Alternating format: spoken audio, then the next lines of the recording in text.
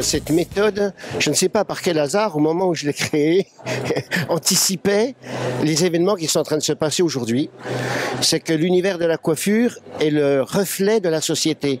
Nos salons de coiffure sont le reflet de la société. C'est pas les clients qui rentrent, c'est la rue qui rentre. Si dans la rue il y a la peur, si dans la rue il y a l'angoisse des crises économiques, si dans la rue il y a des envies de changer de vie et de style, c'est la rue qui rentre chez nous. Et il faut répondre à ces attentes. Et pour arriver à ça, la méthode Visagiste Total Look répond à deux questions. Pour comprendre les autres, il faut s'oublier soi-même, les rendre actifs, faire du diagnostic interactif actif, sans imaginer d'avance que les gens veulent, parce qu'ils veulent toujours autre chose que l'on a imaginé, et vous le savez très bien, dans le domaine de la communication. Et le deuxième élément extraordinaire, c'est que le monde d'aujourd'hui est un monde multiculturel et multistyle.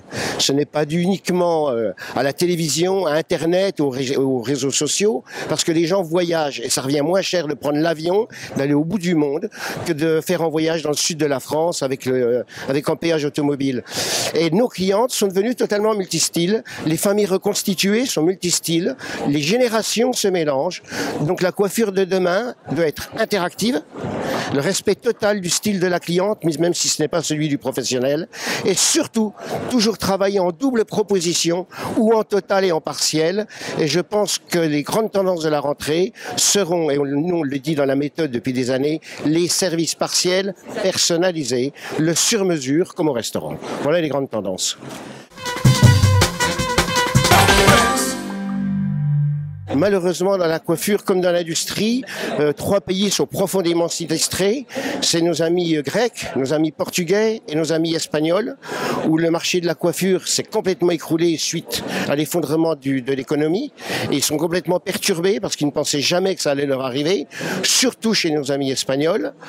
En dehors de ça, sur l'Europe, et je réponds à votre question, sur le Luxembourg et la Suisse, contrairement à ce qu'on pense, les coiffeurs sont très frileux, les affaires sont difficiles, parce que ces pays ne sont pas touchés directement par la crise, mais ils sont entourés par la crise. Donc les clients ont une crise psychologique. Ils se disent, mais si jamais demain ça arrive chez nous. En dehors de ça, donc, pour résumer, Centre-Europe, la France, elle, est moyennement touchée. Je dis bien moyennement touchée. Ce sont des pays les moins touchés d'Europe par la crise. Mais attention, nous avons à la rentrée des grands problèmes qui se situent au niveau des fonds d'aide à la formation, qui sont mal résolus, qui ont été mal négociés dans l'évolution en France, parce que la formation, c'est le cœur de la coiffure. C'est un métier qui a absolument besoin de formation. Et là, il y a des gros problèmes à résoudre. Et s'il vous plaît, ou les politiques, ou les responsables des grands mouvements professionnels, arrêtez de vous opposer les uns aux autres et pensez à l'intérêt de la profession avant tout. Vous avez été élus pour ça. Le reste du monde, c'est les pays émergents, c'est le Brésil, c'est l'Europe centrale, et ces pays sont en train de monter avec une grande soif d'apprendre.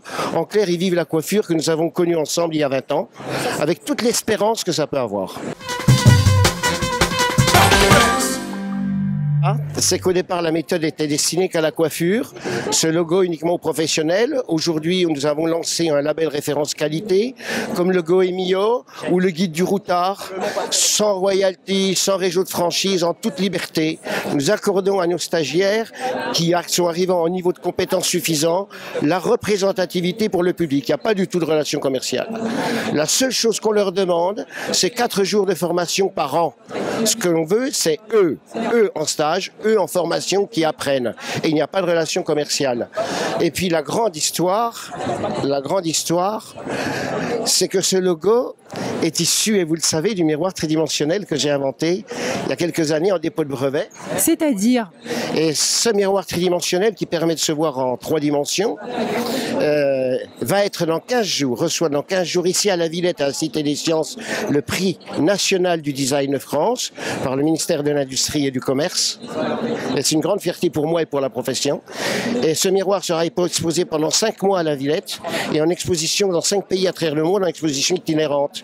C'est l'histoire du visagisme 3D de demain par la communication interactive.